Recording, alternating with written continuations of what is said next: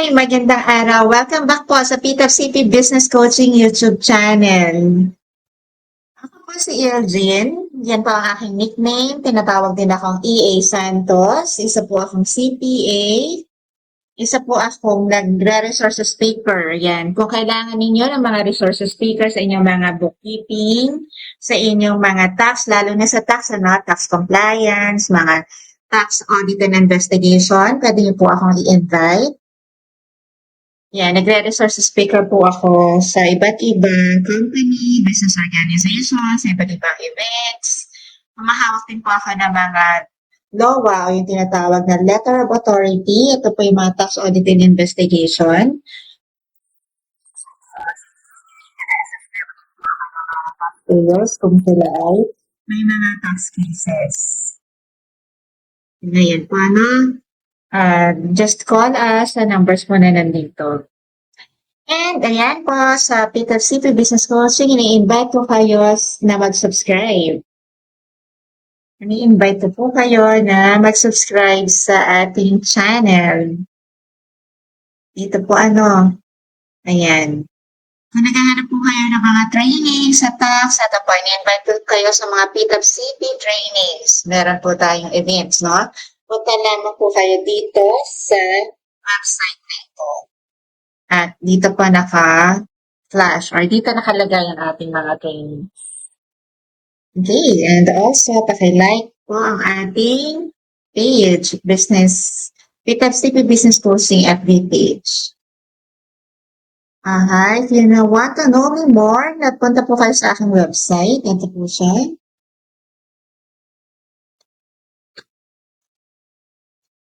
Okay, punta na po tayo sa aking lecture.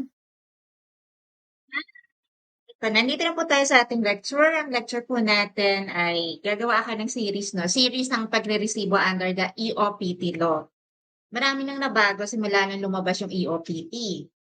EOPT, ito yung Ease of Paying Taxes Law or Ease of Paying Taxes Act. Naging effective ito noong January 22, 2024. Ang BIR ngayon, nagre-roadshow sila sa iba't ibang probinsya. Mas maganda maka-attend kayo doon. Tanungin ninyo sa inyong region or sa inyong mga RDO kung kailan yung EOPT roadshow.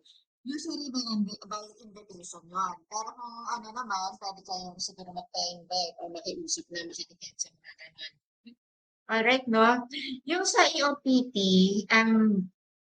pagka mag-aaral ka ng tax at dito, no?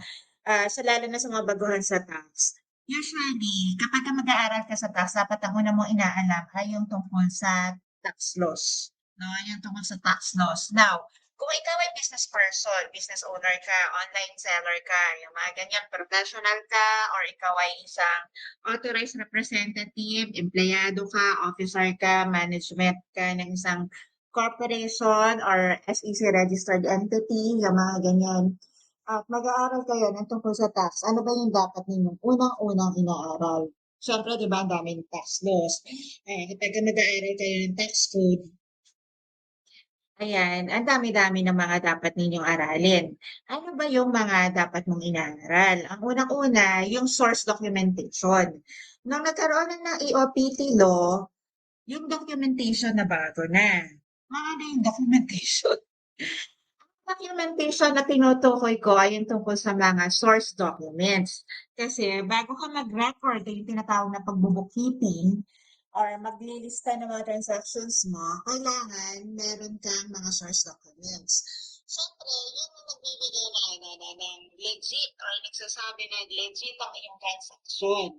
Ngayon, yung transaction mo, hindi ka basta-basta pa pwede mag-record kung wala kang yung wala kang source document na tinatawag.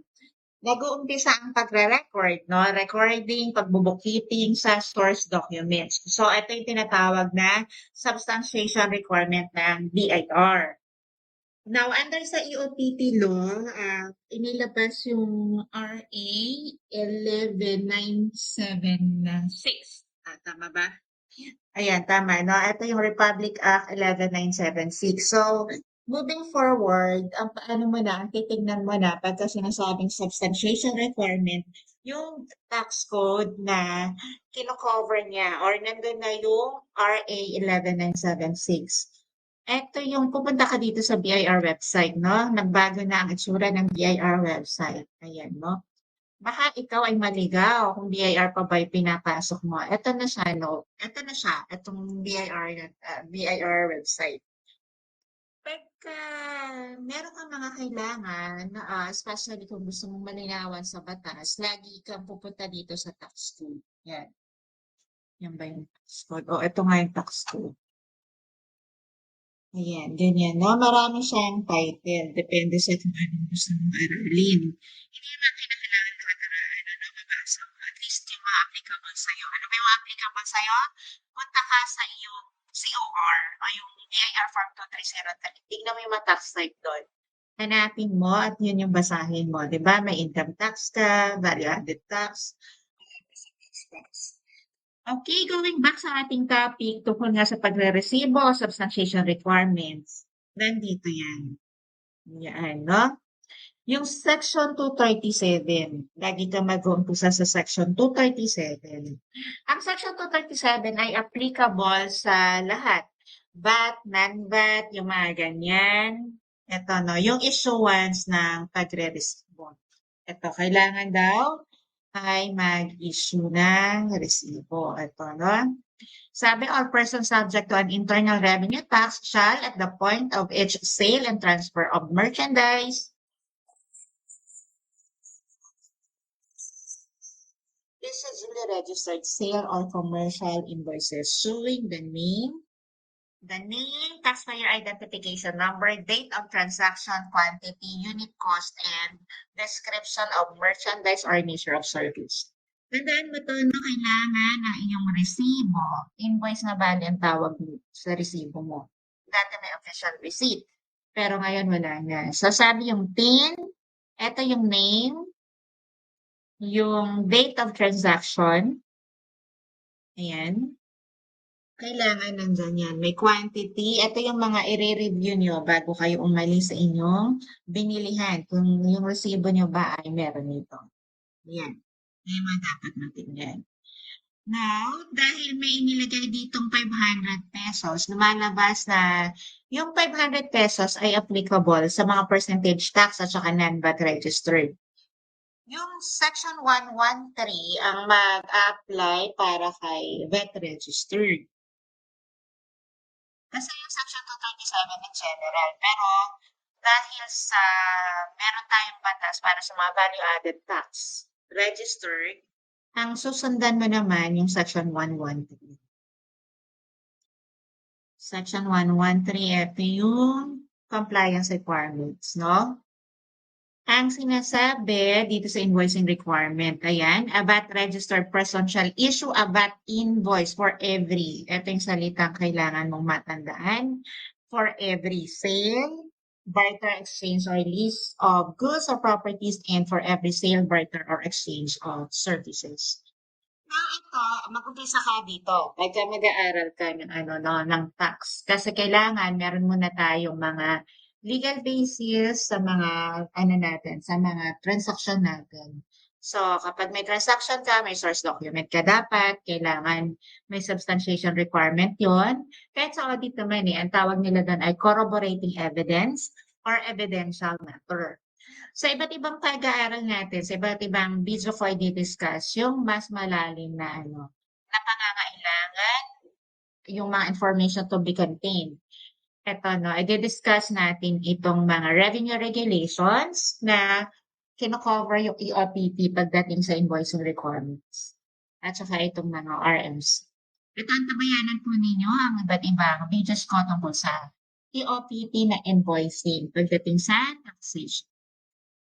Ay, bago ko pala kalimutan, ini-invite po kita na mag-subscribe sa PITAB CP, nasabi ko na yon at the entrance. Ang ano naman,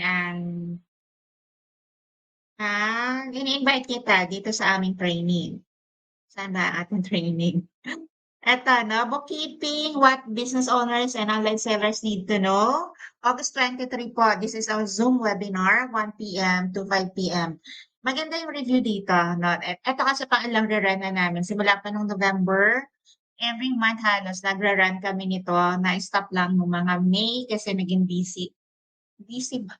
Ang ibig sabihin kung May or April, ngayon lang ulit namin binabalik 'no, kasi nga yung ano, yung EOPT law, kailangan bigyan natin ng daan. So, April yung huling bigay namin nito, dahil nga yung EOPT is ano yun 'no, April 27 nag-effect. Tapos itong LOA, ELA is Electronic Letter of Authority, the what to watch out when letter of authority sir. Umuulan ng LOA ngayon ha, LOA season ngayon kaya yon. Ano ba yung mga dapat mong gawin, ano yung dapat mong intindihin, ano yung ano 'tong mga investigating offices, sino-sino mga iniimbestigahan nila. Kasi posibleng maka-receive ka ng iba't ibang LOA sa ano 'no, sa isang taon. Puwedeng ngayon may na-receive ka or kahapon may na-receive ka tapos may iba na namang investigating officer magkakatok magbibigay ulit ng LOA. Yan, huwag kang mabibigla. So siguro ano 'no, ayan, ini-invite kita, eto 'no, i-ano po ninyo, i-avail niyo itong mga EB code dito para mas ano 'no, mas maging ano sa'yo, affordable ang mga trainings po ninyo. And ano pa ba yung ibang trainings natin? Ay, meron pala tayong free consultation, tax consultation sa August 16. At face-to-face na, punta kayo sa opisina ng PTAP City. Collaboration po ito ng EA Santos, ng BSCTF at ng PTAP City sa room 405, tapos building. I-ano nyo na lang, i-raise ninyo. Madali lang magpunta rito. So 10 AM to 3 PM, punta lang po kayo doon. Na free yung ating ano, yung tax clinic natin.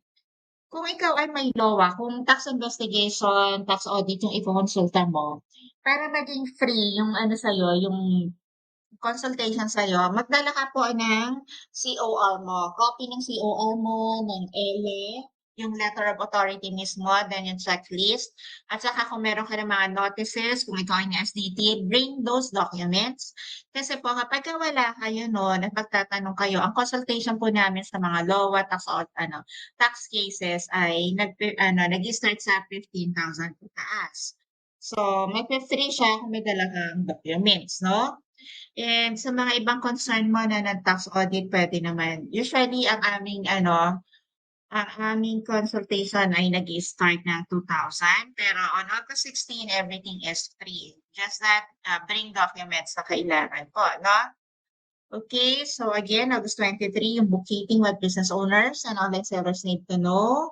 Yung ELA, what to watch out when letter of authority is served, August 30.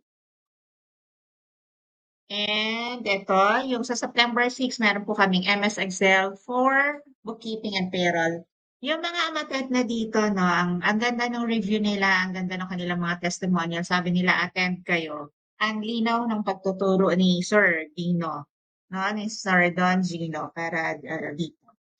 Okay, nandito lang yung mga link. Ito pala walang link. Anyway, dito sa page namin, meron yan link. Lalagyan ko na rin later.